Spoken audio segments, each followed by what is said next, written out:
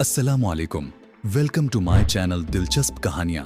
More updates के लिए हमारे चैनल को सब्सक्राइब करें और नोटिफिकेशन आइकन प्रेस कर दें। तो चलिए कहानी शुरू करते हैं। आने दो, मैंने बेपरवाही से जवाब दिया। जब इसे एक बार शिकस्त से दो चार कर दिया है तो अब किस बात का डर। तहजीब मुझसे मुत्तफिक थी मगर बूढ़ बहुत खौफजदा नजर आ रहा था। जंगलियों से बहुत डर लगता है चीफ, उसने कहा। मैंने मुतासवाना अंदाज में सर को जुम्बश दी। शायद अपना वादा पूरा करने के लिए ये तरीकाकार इख्तियार किया गया है। शाह हम जंगली औरतों से इश्क करना। वही मजाक तो बात करो चीफ, बूढ़ ने खौफजदा अंदाज में हंसकर कहा। जंगली औरत को देख कर ही मेरे तो होश फना हो जाएंगे। मैंने बूढ़ को गुद्दी से पकड़कर आगे की तरफ धकेला। वो बार बार सवालों की शान में कसीदे पढ़ रहा था। मैं तुम्हें मना नहीं करता मगर तुम्हें रुकने की इजाजत नहीं है। मैं इस बात पर हैरान हूँ कि उन लोगों ने यहाँ शजरकारी क्यों की है। तहजीब ने कहा, अगर जरूरी था तो इस तरह करते कि इंसानी हाथों की ना मालूम होती। हमारा वास्ता मामूली लोगों से नहीं है, उन्हें किसी किस्म का खौफ मालूम नहीं होता। देखो चीफ सेब, अचानक बूढ़ ने चीख कर उछलकर कहा और एक तरफ दौड़ता चला गया।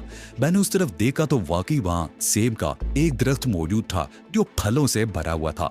अगला आधा घंटा सेब तोड़ने और खाने की नजर को हुआ। सेब खाने के दौरान भी उसी जंगली का ख्याल बार बार बूढ़ के अंदर था, जिसकी वजह से वो पलट कर खौफजदा नजरों से उस तरफ देख रहा था जिस से गुजर कर हम आए थे। अब चलो चीफ, कहाँ चलना है? पेट भरने के बाद बूढ़ ने अकड़ते हुए कहा। मालूम होता है जंगलियों का ख्याल दिल से निकल गया है। तहजीब ने कहा और बूढ़ फिर पलट कर देखने लगा। मेरी बला से? उसने बुरा सा मुंह बनाते हुए कहा। अगर कोई मुश्किल दरपेश हुई तो चीफ ही उसका मुकाबला करेगा। ये तो मेरा दर्द सर थोड़ी है। मैं तनहा कितनी मुश्किलात का मुकाबला करता फिरूंगा। मुझे तो डर है कि कहीं किसी आदमखोर के हाथों वो मारा ना जाए। अरे छोड़ो चीफ, बूढ़ इतना गया गुजरा भी नहीं है। दो जंगलियों को तो पत्थर मार कर ही मैं गिरा दूंगा। अगर हम पगडंडी पर चलने की बजाय दरख्तों के दरमियान सफर करें तो कैसा रहेगा? तहजीब ने कहा। हम पगडंडी पर ही सफर करेंगे ताकि मालूम तो हो कि जिस जगह हमें ला के फेंका गया है यहाँ के क्या इसरार है। पगडंडी पर मजीद 15 मिनट चलने के बाद हमें दरख्तों और झाड़ियों के एक झुंड से वासा पड़ा। यहाँ से आगे का रास्ता नहीं था बल्कि पगडंडी दो शाख में तब्दील हो गई थी। दोनों शाखें एक दूसरे के मुखालिफ सिमत में जा रही थी। यहाँ पहुंचकर हम तीनों रुक गए। हमें फैसला करना था कि दाईं तरफ वाले रास्ते पर जाएं या बाईं तरफ मुड़े। बाईं तरफ वाले रास्ते पर चलो चीफ, बूढ़ ने कहा। मशरिकी सिमत है और सूरज तवानाई का सरचश्मा होता है, लिहाजा उस तरफ चलने से मुमकिन है हमें कुछ तवानाई हासिल हो जाए। ये क्या बकवास है? मैंने बूढ़ को घूरा। हम दाईं जानिब जाएं या बाईं तरफ, इससे क्या फर्क पड़ता है? फिर हम दाईं तरफ वाले रास्ते पर हो लिए। रास्ता बदतरीज बुलंद हो रहा था। फिर कुछ आगे जाकर हमें रास्ते के साथ साथ नीम दायरे की सूरत में घूमना पड़ा और फिर अचानक मैंने तहजीब और बूढ़ को रुकने का इशारा किया। वो दोनों रुक गए और सवालिया नजरों से मुझे देखने लगे। मैंने ऊँटों पर उंगली रखकर उन्हें खामोश रहने का इशारा किया और अपनी समात पर जोर देने लगा। मैंने किसी किस्म की आवाज सुनी थी। तहजीब और बूढ़ ने मेरे अंदाजे से समझ लिया कि मैं कुछ आवाजें सुनने की कोशिश कर रहा हूँ। वो आवाजें हवा की दोष पर तैरती हुई आ रही थी और बहुत हल्की थी। ये दफ किस्म की दमक की आवाजें थी जिनमें बहुत से लोगों की आवाजें भी शामिल थी जो बड़े तवातर से मुतय्यन लोगों के साथ आ रही थी। क्या हमें घेरने की कोशिश की जा रही अली? तहजीब ने बुगला कर कहा। मेरा ख्याल ऐसा नहीं है। मैंने कहा, हम तो उनके कब्जे में हैं, हमें घेरने की उन्हें क्या जरूरत है? बूढ़ बुरी तरह भड़का हुआ नजर आ रहा था। मैं कोई छुपने के लिए जगह तलाश करता हूँ, उसने डरे हुए अंदाज में कहा। फजूल बातें मत करो, हम उनके कैदी हैं। भागने की कोशिश फजूल ही साबित होगी। हम एक बार फिर पगडंडी पर आगे बढ़े। खम खाती हुई पगडंडी का इख्तिताम एक मेहराब दरवाजे पर हुआ था। दरवाजे से ज्यादा उसे दर कहना मुनासिब होगा। ये चूबी मेहराब बेलों से ढकी हुई थी। हम दर में रुक गए। उससे आगे थोड़ी दूर तक ढलवान जमीन थी और उसके बाद एक वसी व अरीज मैदान था जिसकी लंबाई और चौड़ाई आधे मील से हरगिज कम नहीं थी। उस मैदान में किनारे किनारे मुतअद्दिद तामीरात नजर आ रही थी। कई बैरकें और इमारतें थीं जिनमें से एक औरत को देखकर तो यूं महसूस होता था जैसे वो कोई हैंगर हो। हमारे सामने मौजूद मैदान के वस में 200-250 के लगभग अफराद स्याह रंग के लिबाते उड़े कराटे की मशकों में मसरूफ थे। मेरी बात मान लो चीफ, यहाँ से भाग निकलने की फिक्र करो वरना हमारी चटनी बन जाएगी, बूढ़ ने कहा। तहजीब सन्नाटे के आलम में ये सब कुछ देख रही थी। मैं भी हैरान था। जो कुछ हमारी नजरों के सामने था वो खासा नाकाबिले यकीन था। उन लोगों ने अपनी एक अलहदा दुनिया आबाद कर रखी थी। तुमने मुझे बताया था कि रैंडल हावर्ड का मुसाल से कोई ताल्लुक नहीं। मैंने तहदीब की तरफ पलट कर कहा, हाँ उसने अपनी जिंदगी का एक मिशन बनाया है और उसके लिए कोशिशें शुरू कर दी। अगर मुसाद के लिए काम करता तो अपनी मर्जी से काम नहीं कर सकता था। तो क्या जो कुछ हमारी नजरों के सामने है ये सब कुछ उसकी अपनी कोशिशों का नतीजा है? ईगल के लिए इतने बड़े पैमाने पर काम हो रहा है। मैंने हैरत से कहा, ये सब कुछ मेरे लिए भी हैरान कुन है अली। तहजीब ने एक ठंडी सांस लेकर कहा, हालांकि मैंने रैंडल के बारे में खासी तहकीकात की हैं, मगर ये रूह तो बिल्कुल ही नया है। ये समझ में आने वाली बात है तहजीब, मैंने कहा। वो बातें जो तुमने उसके बारे में आसानी से मालूम कर ली वो सब दिखावे की बातें होंगी। असल मामला तो इतने खुफिया होंगे कि उनको हवा भी नहीं लग सकती होगी। मुमकिन है ऐसा ही हो, तहजीब ने धीरे से कहा। मैं खुद ये सोचा करती थी कि अगर जरा सी कोशिश की जाए तो रैंडल को जड़ से उखाड़ फेंका जा सकता है। अब मालूम हुआ कि ये किस कदर मुश्किल काम है। यानी तुम अब भी ऐसे इम्कानात पर गौर कर रही हो? मैंने हंस कर कहा, हालांकि इस वक्त सूरत हाल ये है कि हम उनके शिकंजे में बुरी तरह जकड़े हुए हैं। अब भी वक्त है चीफ, अभी हम पर किसी की नजर नहीं पड़ी, किसी और तरफ निकल चलो। तुम्हें ये खुशताबी क्यों है बूढ़ कि हम लोग आजाद हैं? मैंने कहा, खुद को कैद में ही तसव्वुर करो। तुम कैसी बातें कर रहे हो चीफ? कमल इसके कि हमें किसी काल कोठरी में बंद कर दिया जाए, क्यों ना हम कोशिश कर लें, शायद हमारी कोशिश नतीजा के साबित हो जाए। मैं बुर से मुत्तफिक हूँ अली, तहजीब ने आहिस्तगी से कहा। खुद को इस तरह उनके हवाले कर देना इतराफी शिकस्त होगा, और जब हम यहाँ से निकलने में नाकाम हो जाएंगे तो क्या होगा? मैंने कहा, नतीजा तो वही निकलेगा ना। जरा सोचो तो सही, हम थक हार कर खुद को उनके हवाले करेंगे तो इतराफी शिकस्त के साथ साथ दिल्लत और बेबसी हमारा मुकद्दर बन चुकी होगी। अगर तुम्हें जिल्लत ही मंजूर है तो मैं क्या कर सकता हूँ? तुम्हें इतना यकीन क्यों है कि हम यहाँ से फरार नहीं हो सकेंगे?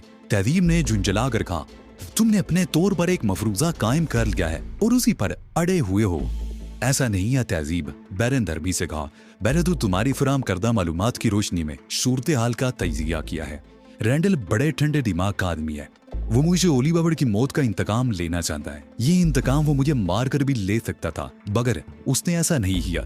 उसके आदमियों ने गोटेली एयरपोर्ट पर जिस तरह हमें बेबस कर दिया था, उसके बाद उनके लिए हमें जिंदगियों से महरूम कर देना क्या मसला रह गया था? फिर सवाल ये पैदा होता है कि उन्होंने हमारी खातिर इतनी जहमत क्यों उठाई? हमें सियाह अवामों की शक्ल में मालूम नहीं कितने खतरात मोल लेकर यहाँ मुंतकिल किया। उसके बाद हमारे सियाह अवामों वाले बेकअप खत्म किए गए। क्या ये सब कुछ सिर्फ इसलिए किया गया कि हम होश में आकर फरार हो जाएं और रैंडल के लिए एक बार फिर वही मसला खड़ा हो जाए जिससे वो पहले दो चार था, यानी मेरी तलाश का? तहजीब और बूढ़ मुझे देख रहे थे, बात उनकी समझ में आ रही थी। तो फिर उसने ऐसा क्यों किया? 4 लम्हों बाद तहजीब ने सवाल किया, अब हमें क्या करना चाहिए? रैंडल का मकसद यही रहा होगा कि हम यहाँ से रिहा होने की कोशिश करें और नाकाम हो जाए। जैसा कि तुम्हारा ख्याल है कि हमें यहाँ से फरार होने की कोशिश करनी चाहिए, उसकी बेफिक्री जाहिर करती है कि यहाँ से फरार होना नामुमकिन है। खुद बैले भी यही नतीजा अखज़ किया है। अब सवाल ये पैदा होता है कि हम किस रद्द अमल का इजहार करें। मेरी नजर में तो बेहतरी यही है कि रैंडल से उसी की सत्ता पर मुकाबला किया जाए। बेनियाजी के जवाब में बेनियाजी, वो मुझे शिकस्त से दो चार करना चाहता है, मुझे एहसास कमतरी में मुबतला करना चाहता है। उसका मकसद है और ये मकसद सिर्फ इस सूरत में हल हो सकता है जब हम फरार होने की कोशिश करें। फर्ज करो हम उस जंगल में छुप जाते हैं, तो तुम्हारा क्या ख्याल है यहाँ कितने दिन गुजार सकेंगे? हमारे पास खाने पीने को तो कुछ है नहीं। खाने का मसला तो किसी हद तक भी हल हो सकता है, लेकिन पानी का क्या होगा? तुम बहुत दूर तक सोचते हो अली, तहजीब ने कहा। ऐसे पहलुओं पर नजर रखते हो जो नजरों से ओझल है। मेरे ख्याल में तो ये सामने की बात है। फर्क ये है कि मैंने पहले ही इस पर गौर कर लिया। मेरी जगह कोई और होता तो फरार होने के बाद ये बात उसकी समझ में आती। बूढ़ बहुत मुजरिम नजर आ रहा था। मैं तुम इस तरह सवालों को दयानतदार आदमी समझ रहा था, मगर उन्होंने भी बेरेजाद फरार किया। तुम्हारे क्या इरादे हैं? हमारे साथ रहोगे या फरार होने की कोशिश करोगे? तहजीब ने पूछा और बूढ़ ने एक तवील सांस ली।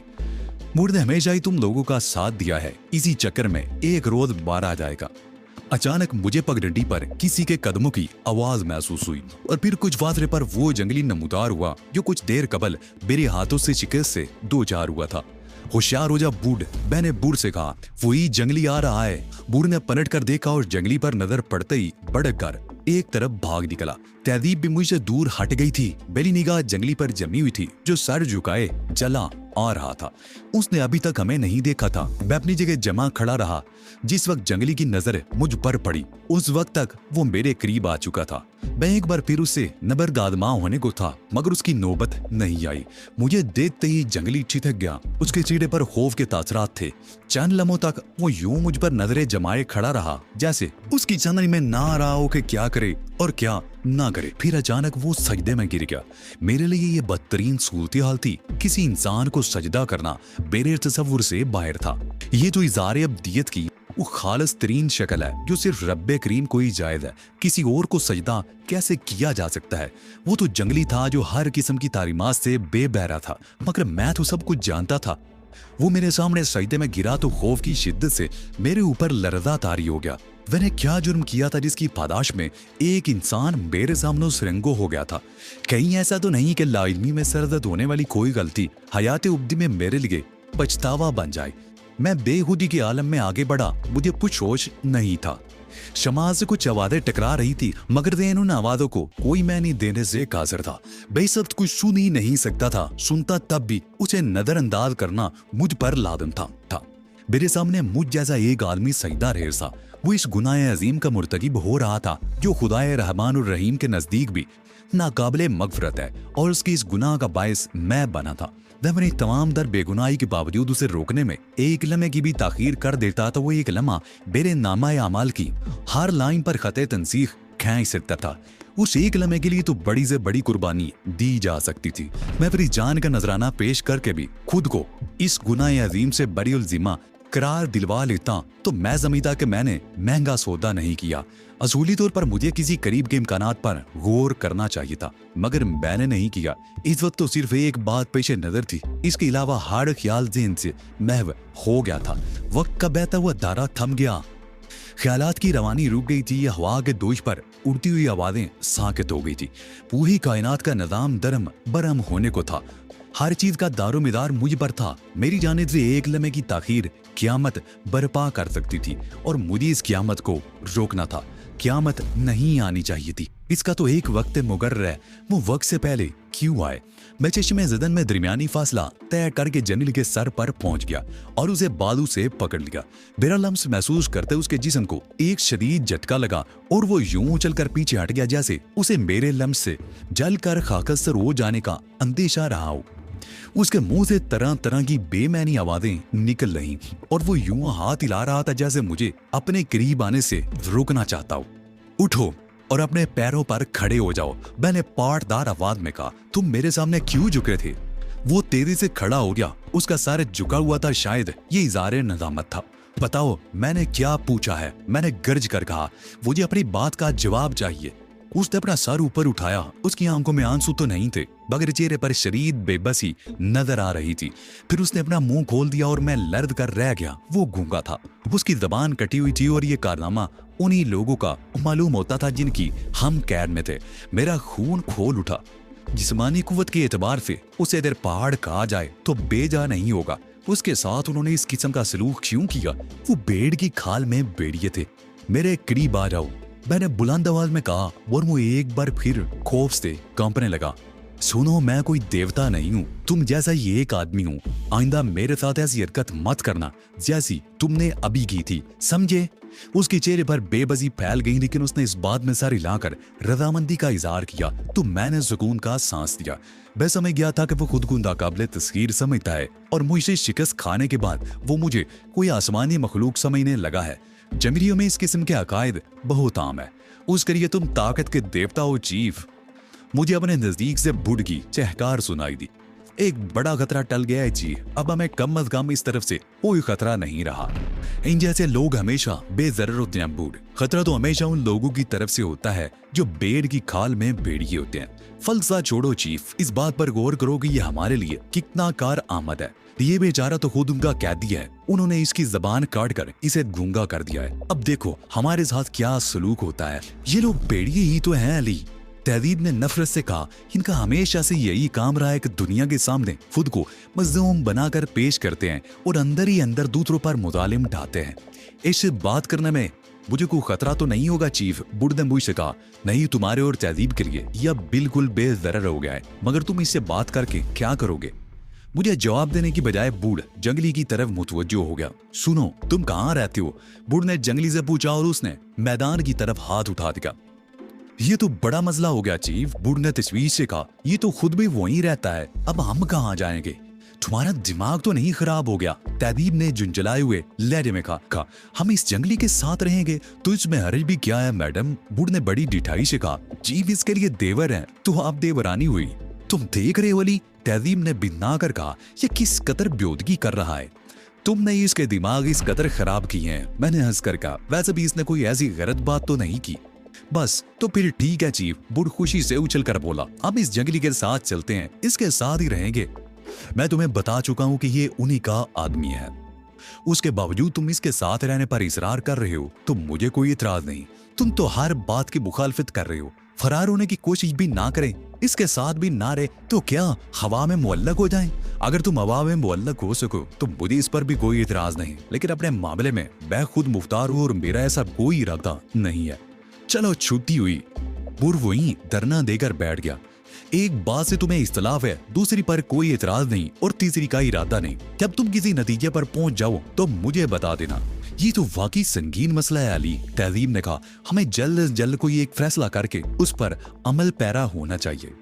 फैसला तो मैं बहुत पहले कर चुका हूँ, मैंने कहा।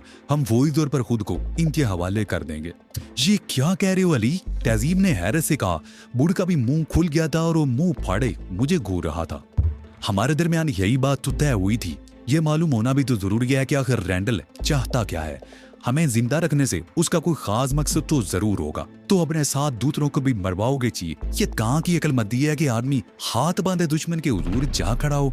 जंगली जहां था वहीं खड़ा था और उसका सर बदस्तूर झुका हुआ था।